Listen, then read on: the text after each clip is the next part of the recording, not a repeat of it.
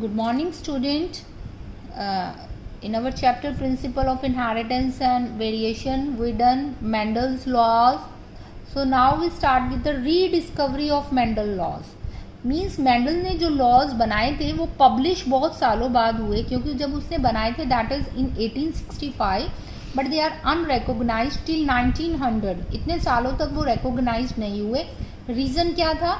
Communication difficult होता था उस टाइम होना. अप्रोच ऑफ यूजिंग मैथमेटिक्स, लोगों को ये बात, जहाँ पर ये रिसर्चेस वर्क के हमारे सारे पेपर जाते हैं, जो बहुत बड़ा सेंटर होता है, वहाँ पर approach of using mathematics to explain biological phenomena was new and अनअसेप्टेबल.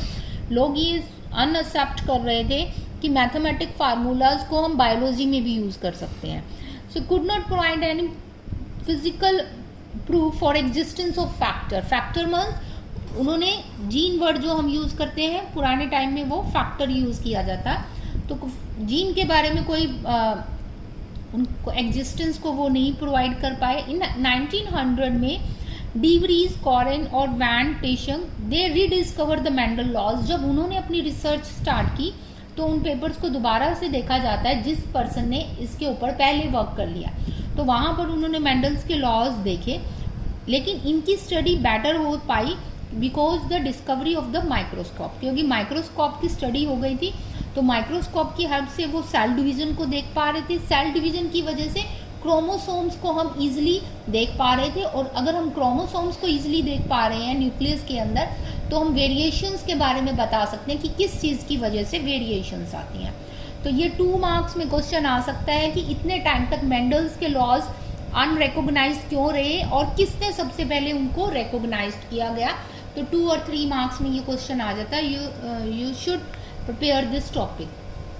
सो जैसे ही क्रोमोसोम्स के बारे में स्ट्रक्चर पता चल गया, तो उसके बाद डेवलप हुई क्रोमोसोम थ्योरी ऑफ इनहेरिटेंस, और ये थ्योरी दी थी वॉल्टर सटन और थियोडोर बॉवरी ने 1902 में. 1902 में ये थ्योरी सेटअप हुई. तो आपको साइंटिस्ट के नेम आपको पता होना चाहिए कि मेंडल्स के लॉज को किसने रीडिस्कवर किया, डीवरीज ने क्या किया था, और क्रोमोसोमल थ्योरी किसने दी. बच्चे कई बार क्या करते हैं, डीवरीज में ही क्रोमोसोमल थ्योरी दे देते हैं, जबकि क्रोमोसोमल थ्योरी दी थी वॉल्टर सटन और बॉवरी. सटन और बॉवरी दो ये नाम ही लिखे जाते हैं. तो 1902 में इन्होंने ये थ्योरी दी थी. They united the knowledge of the chromosomal segregation with principles and called as theory of inheritance.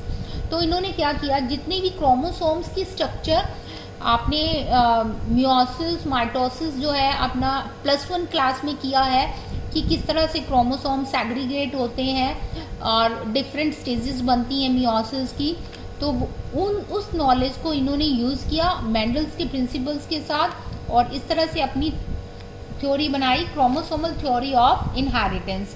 तो इसीलिए मैं +1 में कहती थी कि आपको सेल डिवीज़न का चैप्टर बहुत अच्छी तरह से करना है, क्योंकि सेल डिवीज़न का टॉपिक अब आपका यहाँ पर काम आता है. So all the hereditary character must be within the sperm and the egg cell. You know that hereditary character कहाँ होता है, न्यूक्लियस में, और nucleus having DNA chromosomes.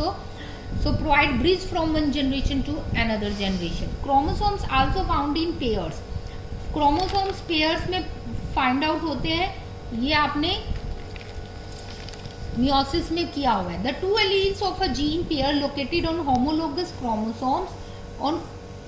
So इस तरह से ये जीन है, pair of homologous chromosome पर पाए जाते हैं. The sperm and egg have haploid set. ये आपको पता है कि स्पर्म के पास भी n नंबर होता है, एग के पास भी n नंबर होता है, और दोनों कंबाइन करके क्या बनाते हैं, 2n number, that is the zygote.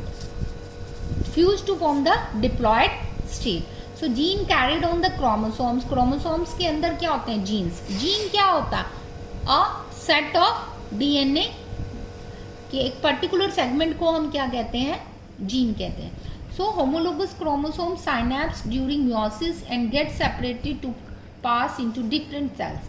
It is the basis for the segregation and independent assortment. तो यहाँ पर जो हमने वहाँ पे क्रॉसिंग ओवर पढ़ा था, जो हमने तो इस तरह से क्रॉसिंग ओवर होगी, ये एक उसके ऊपर दूसरा उसके ऊपर, और इस तरह से वो जब फिर दोबारा से सेपरेट आउट होते हैं, जो आपने मियोसिस में पढ़ा था इस तरह से सेपरेशन हो रहा था, तो इस तरह से कैरेक्टरिस्टिक्स क्या हो जाते हैं, मिक्स हो जाते हैं। So that is all about the chromosomal theory of inheritance. इस क्रोमोसोमल थ्योरी को दिया तो सटन ने था, लेकिन इसको एक्सपेरिमेंटली प्रूव किसने किया, इन चीज़ों में डिफरेंसेस होते हैं। एक्सपेरिमेंटली वेरिफिकेशन जो की गई थी that is by the Thomas Hunt Morgan.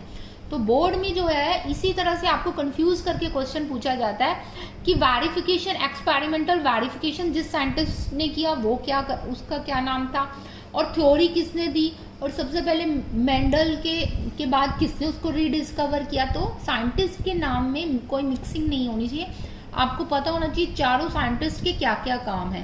तो थ्योरी इन्होंने दी थी और एक्सपेरिमेंटल वेरिफिकेशन किसने की है, थॉमस हंट मॉर्गन ने। मॉर्गन ने क्या ऑब्जर्व किया था, that the two genes under consideration in the experiment did not segregate independently as studied by the Mendel. उसने कहा कि ऐसा जरूरी नहीं है, कुछ जीन्स ऐसे भी होते हैं जो सेपरेट आउट नहीं होते हैं, लिंक्ड रहते हैं, एक generation to generation same character pass out होता रहता है। So it leads to the basis for the variation produced during sexual reproduction, and he carried out that experiment on drosophila with the genes that are sex linked. Sex linked मतलब वो linked form में एक generation to दूसरी generation में क्या हो रहे हैं, मूव हो रहे हैं।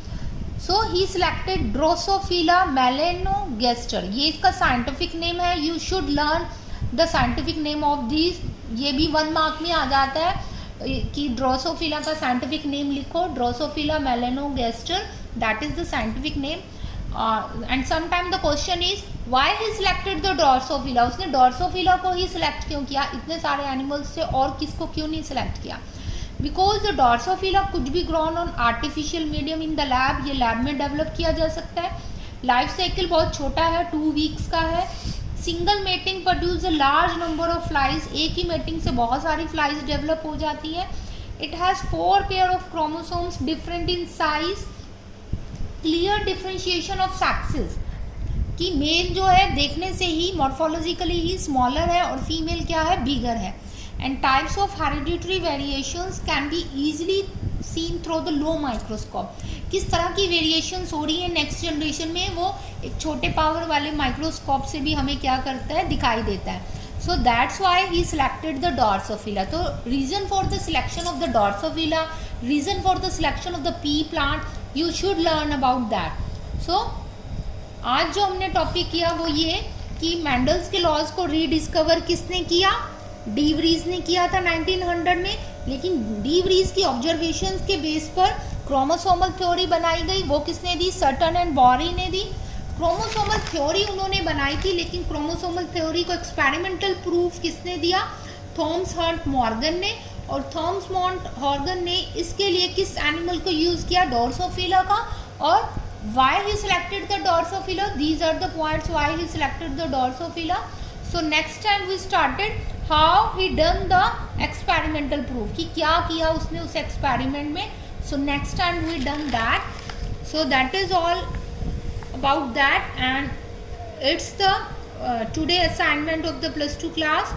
So complete that assignment in your notebook. Have a nice day.